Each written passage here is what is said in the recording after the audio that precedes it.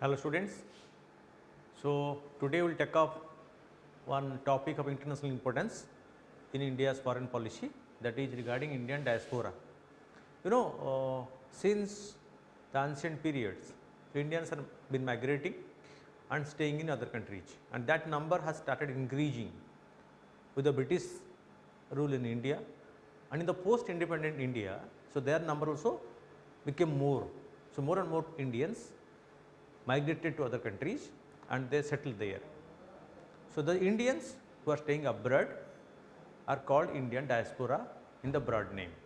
So, Indian diaspora, so the term diaspora refers to any person belonging to a particular country with a common origin or culture, but residing outside their homeland for various reasons.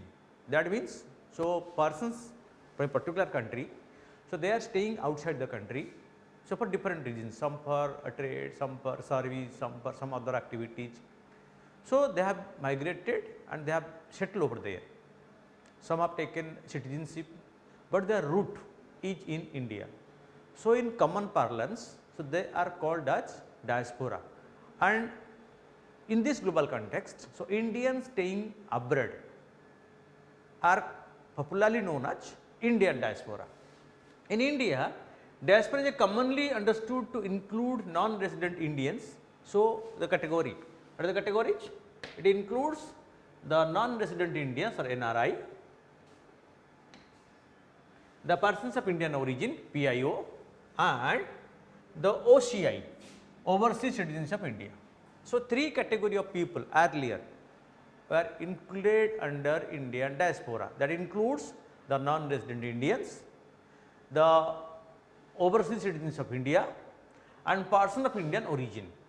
But the PIO and OCI cards, so it has been merged to one category called the overseas citizens of India since 2015. That means, the distinction between PIO and OCI is no more there. So, they are right now being popularly called as the overseas citizens of India. So, the NRI and the OCI who are staying outside India are popularly known as the Indian diaspora. The Indian migration began in large number during the British rule. So, earlier people were migrating from India, but the British rule. So, that resulted in large scale migration of Indians outside India, and that was the Britishers, the companies, East India Company, as laborers to former colonies like Fiji, Kenya and Malaysia. So British as a colonial extent around the world. So, they hire the laborers from India to work in their plantations in different countries. So, large number of Indians were Indian laborers were hired with the Britishers and they were deployed in foreign countries.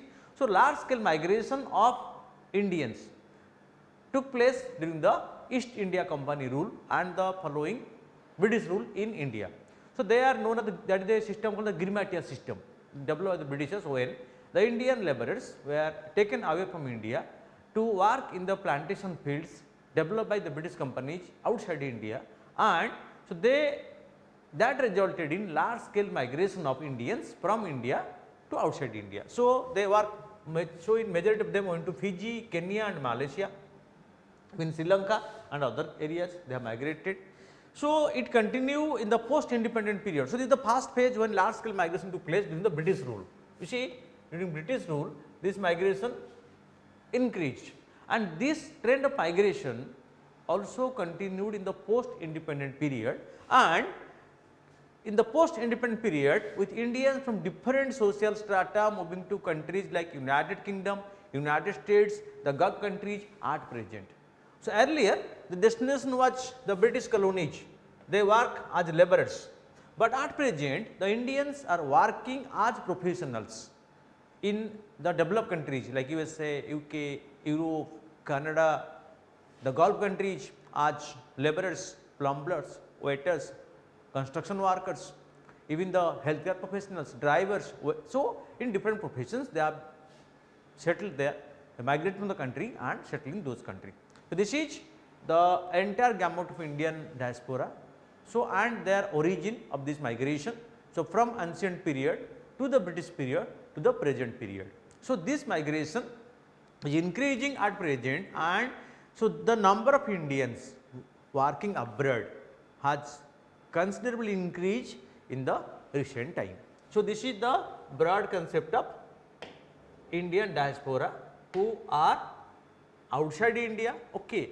So, India is initially sensitive to the view that championing the cause of overseas Indians might offend the host country. So, although they are Indians, but the initial in the post independent period, the Indian government was not that proactive in promoting their cause in the country where they are staying, because so it is India's government's because it is completely new government with lot of responsibility, lot of challenges before it, and those Indians who migrated and settled abroad, it was left to that government to take care of them. So, Indian government do not want to interfere in the internal affairs of that country to manage the Indians working over there, their issues, their problems, that programs for them was not a big concern for the Indian government in the immediate post independent period, because so Indian government then felt it feel that if India interfere in their affairs or the Indians affairs abroad, it may be an interference in the internal matter of that particular country. So, the policy that was what Nehru followed is a policy of model or structure as a model of non-interference. That means, a policy of non-interference in the matter of the Indians abroad was followed by the first Prime Minister Jawaharlal Nehru. That means, what it implies? So, Nehru was the Prime Minister of the first Prime Minister of India in the post independent period. So, he decided that the Indians as they migrated, let that country look after them, let that country where they are residing, working or earning take care of those people, because they became internal part of that country. So, their interests, their benefits, their welfare is a lookout of that government and is not a concern of government of India. So, the policy of non-interference in the matter of the diaspora population was followed by the Nehru government, the first government that came to power in the post independent period in India. The same policy was followed even by Mrs. Gandhi. Indira Gandhi also followed this policy, although not with that proactiveness, but slightly that policy continued, except few countries like the neighboring Sri Lanka.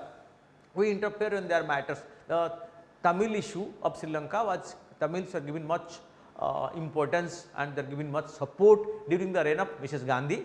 Okay. And the different Tamil groups, they are supported by Indians, and the government of India even discussed with the Tamil, that Sri Lankan government about the welfare or the benefit of the Tamil staying in Sri Lanka. But in other countries, India remained aloof. So, the policy of non-interference, which was followed by Jawaharlal Nehru or launched by Jawaharlal Nehru, was followed to some extent, except some exception during the period of Mrs. Gandhi as the Prime Minister. So, although treated with high esteem in the country, but when it comes to protecting them in their new homes, it was left to the law of that land. What? Law of that land. That means, the country where they were staying. So, they are to be, because they became part of that particular country where they are staying, working, earning and living.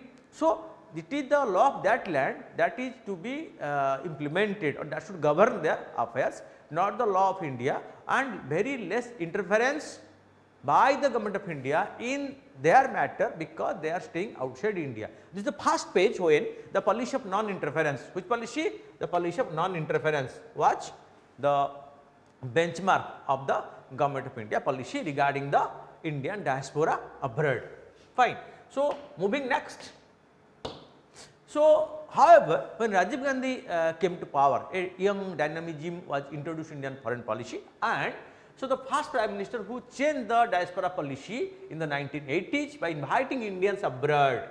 Fine. So, what he did? So, he invited the Indians abroad, regardless of their nationality, to participate in nation building. Nation building means in Indian development. So, Rajiv Gandhi tried to solicit the support of the Indians or the Indian diaspora in promoting Indian interests, okay, or work for India, because in the nation building process, let the diaspora has a contribution, positive contribution. He realized very well that the diaspora positive contribution will facilitate India's national building, make it faster. So, he tried to involve the Indian diaspora in the nation building process. So then that policy launched by Rajiv Gandhi continued under Atal Bihari Vajpayee and given more thrust, and after 2000 there came a host of positive measures such as a separate Ministry of Overseas Indian Affairs created by Vajpayee government. The person of Indian origin card was launched for them, then the Pravasi Bharatiya Divas was observed for them, then Pravasi Bharatiya Samman or awards was instituted for them, then Overseas Citizens of India card was launched for them, and NRI fund and voting rights for Indian citizens abroad was also discussed, and subsequently it was granted to them. That means to involve them in India's development in the nation building process. So some tangible steps was taken by the government of India, okay, in successive prime ministership starting from Rajiv Gandhi to Vajpayee. So during that period, the involvement of the Indian diaspora in Indian nation development and national building process was launched, and it was given more emphasis because a separate ministry of the Overseas Indian Affairs was launched, but no more this is a separate ministry, because when the Modi government came to power following the policy of minimum government and maximum governance, this ministry has been again merged with the Ministry of External Affairs. Which ministry? The Ministry of Overseas Indian Affairs has right now been merged with the Ministry of External Affairs. But prior to that, when the BJP was ruling for the first time, so under Vajpayee's period, a separate ministry known as the Ministry of Overseas Indian Affairs was launched, so to promote the cause of the overseas Indians. Then the person of Indian origin card was launched for them, the persons, so the Indian persons or the persons living abroad who was Indian origin and Indian root, so they have been identified. Then Pravasi Bharatiya Divas, so the NRI day was observed, then Overseas Citizens of India card was launched for them, then Pravasi Bharatiya award was launched at the ceremony for the encourage the people who have done positive role in developing relations with India, with that particular country, in the recognition of their contribution for the development of the relationship. They are awarded annually at the Pravasi Bharatiya Samman and the NRI Summit, and which right now being held once in 2 years interval. Earlier it was an annual event. Fine. And the NRI fund and voting rights for Indian citizen living abroad was also discussed, and subsequently Parliament amended the Representation People Act as well as the Citizenship Amendment Act to give them dual citizenship as well as giving them voting rights. So these are the steps or tangible steps taken by the government in relation to the Pravasi Bharatiya or the Indian diaspora living abroad. Fine. So moving next, significance of Indian diaspora, the diaspora population. So it is significant for India. What is the significance? Why the diaspora is being given that importance? What is the importance of the diaspora population for which government try to involve them in Indian nation building? Because the government realized that they have some speciality, they have some uniqueness. So that uniqueness should be taken by India, that should come to India, so in its own developmental process. So what is the advantage? According to Global Migration Report 2020, India continued to be the largest country of origin of international migrants with 17.5 million Indian. Look at the figure. So 17.5 million. So it might have increased much more, but this pandemic has to some extent affected it. Otherwise, by now it might have crossed or nearly 20 million. So in 2020 report, 17.5 million Indians are living abroad and they are staying abroad India, and this strong diaspora across the world and receive a highest remittance of around $90 billion on an average.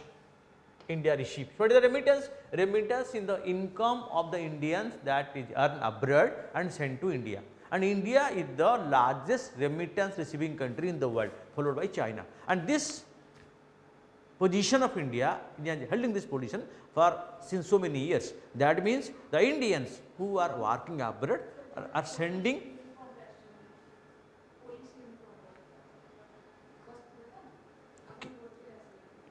Okay, so it is this. So 90 billion remittance is being sent to India by the diaspora people. So that is where, so the importance of the diaspora in the economic contribution, they contribute around $90 billion on an average per annum. Today the Indian diaspora is more prosperous okay, because they are industrious than before, and its involvement in India's development is increasing. It contributes by way of what? Remittance. What is their contribution? See, economic contribution, remittance, what they send to India, investment, they invest in India, in FDI, FII, in P notes, they lobby for India, that means they support Indian claim in that particular country, facilitate India's interaction with the establishment, government establishment in that country, promoting Indian culture abroad. They are the cultural ambassadors of India. What they act as? Cultural ambassadors of India abroad, and for building good image of India by their intelligence and industry, that means hard work. Fine. So, these Indians, though their sincerity, their commitment, their hard work, their honesty, their sense of empathy has made them unique around the world, and that has spread India's image or built India's image abroad, that India is a country not selfish for itself, but for others also. So, they have contributed to Indian development in remittances, in investment, in lobby for India, as well as in promoting Indian culture, acting as the Indian cultural ambassadors, as well as building a good image of India around the world. So, this is the contribution of or significance of the diaspora. So, discussing them one by one, let us see. Indian diaspora is not just a part of India's soft power, but fully transfer political vote bank as well. So, see, it is what has been given here. So, Indian abroads act as a political vote bank. So, not only for India, but for the government of that country. So, which has very clearly manifested during the Trump's regime. So, that Namaste Modi, Howdy Modi here and Namaste Trump programs, so they are being promoted by the Indians abroad, and how they were an active political force in the country. Prime Minister Narendra Modi's reception at the Madison Square Garden is a way of thanking the Indian American community members who played a big part in election campaign and election funding.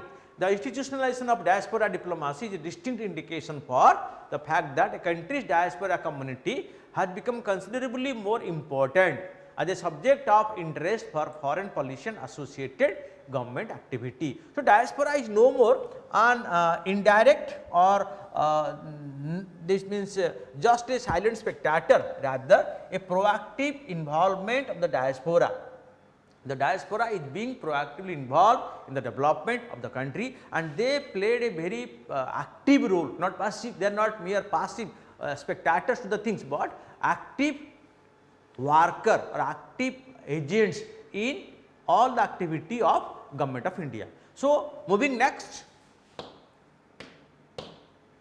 economic contribution. Indian diaspora is one of the richest minority in many developed countries. So, just see the importance. What is this? So, Indian diaspora is the richest minority in many developed countries, not developing country, developed countries. It helped them to lobby for favorable terms regarding India's interest. For example, the 2.8 million Indian may number just 1% of the US population, but they are the most educated and richest minority in USA. See, what they are? Most educated and richest minority community in USA. So, you know, in a capitalist country like USA, the political funding in during elections, so they have a majority participation, substantial contribution in the electoral fundings there, and have a good influence in the economic as well as political establishment of USA. So, the migration of less skilled workers, especially the West Asia, has also helped to bringing down disguised unemployment in India, because you know, so it was a time when the skilled workers, the professionals in the post independent India, Indian professionals were highly in demand in the foreign country like USA, UK, Canada, etc., but subsequently non-professionals were also in demand in the South Asian and the Gulf countries, the plumbers, waiters, construction workers, so other laborers, maid servants. So, they are the Indians who have migrated in large number, they are working there, earning there and sending the remittance to India. In general, migrants' remittance have positive systematic effect on the balance of payment. Remittance of 80 to 90 billion per annum, this amount per annum to India help to bridge a wide trade deficit for India. So, that means they contribute economically not only through their income, but also through the investment. They send the remittance, they do the investment. Okay. By weaving a web of cross-national network, the migrant workers facilitated the flow of tacit information, commercial and business ideas and technology into India. They have not only contributed financially, but they also have helped in technology transfer to India. You see, Indian telecom revolution, so is a one man show. Sam Pitroda came to India and the entire telecom revolution was, the credit is given to him. So, one individual when they came to India, so with them comes lot of ideas. So, they transform the Indian scenario, the telecom in India prior to that 1990s and in the post 1990s, when Rajiv Gandhi took over the administration of India in late 1980s and invited Sam Pitroda to look after the telecom development in India. See the transformation of Indian telecom. India is one of the largest telecom players in the world with a largest number of telecom consumers at present. Okay. So, they contribute in this way. Moving next. The political role, many people of Indian origin hold top political positions in many countries. Okay, you see, if you see the previous Trump administration and the present Biden administration, including the vice president. So, the vice president Kamala Harris is of Indian origin, and a number of top functionary in the present Biden administration are Indian. Similar was the position during the Trump's period and prior to that Obama's period. So, Indians' presence and the political position in not only in USA, but in many other countries. So, it is growing. Fine. Itself, okay, the political clout of Indian diaspora can be estimated by the fact that role played it turning around the legislature into voting for the USA nuclear deal. Same with the position of diaspora in other prominent countries, not only in USA, but in UK, in Canada, in some the Gulf countries, in some East Asian countries.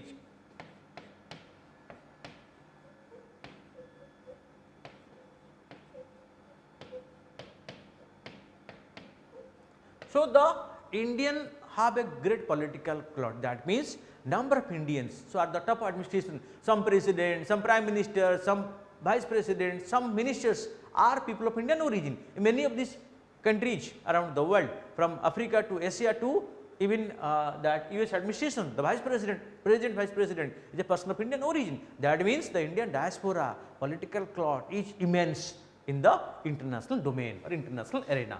Fine. Moving next, other contribution, when the visit of India, they spend more lavishly by helping economic development. When this diaspora population or the people of Indian origin, they visit India. So, they are from capitalist economy, they are rich. So, they came to India and they spend lavishly during the trip to India, and this is a big source of income for India. Other contribution, so what? They spend more lavishly during their visit to India, and that is a big source of revenue for the tourism sector and other sectors, related sector, hospitality sector in India. They contribute more to donate for domestic charities. These persons of Indian origin, so they participate in number of charity in India because they contribute looking at the Indian developmental requirements. So, the deplorable situations in India, in healthcare, in infrastructure creation, in education, and even in the other domain. So, they try to help, and that charity, through that charity a number of institutions runs and number of programs runs, get adequate fund for proper functioning. They bring technical and domain expertise. You see what? Because some of them are the top technocrats in their country. They have substantial contribution because so they have the big names in technologic world in their country, and through them they bring technical idea to India and domain expertise. They have expert in specific domain. So, when they are involved in India's development, no doubt India get maximum benefit. The domestic startups and the act as angel investors, you know. So, Government of India in the Startup India program has promoted angel investors. So, many of these persons of Indian origin, so they came as angel investors, not only with the money or investment, but also with the ideas. Okay. So, and they supported the startups in India, and some of the startups became very successful because they found these diaspora support as angel investors. Apart from the economic and political power, the diaspora spreads the culture or Indian culture, because as I told you, they act as cultural ambassadors.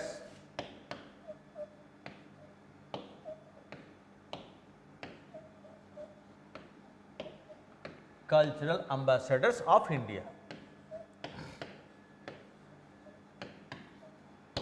Okay. So, they spread Indian culture. The rich Indian culture was transmitted to that country, or that country people are aware about Indian culture through this Indian diaspora, and awareness and soft power of Indian by influencing local society and politics. You know, so Indian food, Indian dress, Indian yoga, Indian medicine.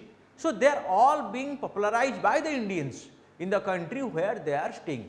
Even Indian spices are gaining popularity in the country where the Indian community is living. Not only Indian culture, but other things, Indian products, Indian handloom, okay, Indian dance form, okay. So, Indian food, Indian that attire or costumes. So, they are all being made popular by the Indian community in the country where they are staying. Okay. So, they act as the soft power of India. That means, so they propagate, promote Indian products and Indian culture abroad, and that is the unique contribution by which outside world come to know about India, and they start liking India, and that is the cultural affinity between the two sides grew, because this diaspora group, they help in that. Okay. Moving next. So, what the government has taken steps to promote this diaspora or encourage them.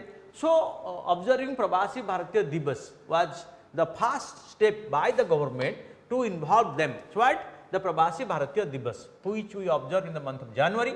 So, in memory of Gandhi's return to India from South Africa. Okay. So, we observe the Pravasi Bharatiya Divas. Launching NRI Summit or Pravasi Bharatiya Sammelani. So, government decided to launch the NRI Summit or Pravasi Bharatiya Sammelani. Awarding Pravasi Bharatiya Samman. So, persons or the Pravasis who have done commendable work in strengthening or developing India's relation with the other countries and popularizing Indian culture abroad have been recognized, and they have been rewarded by Government of India through the Pravasi Bharatiya Samman to involve them more holistically in India's development process. Relaxation of visa norms for those people, ease of doing business, and merging of the OCA and PIO cards are the other steps by the government. What? The visa norm for their visit.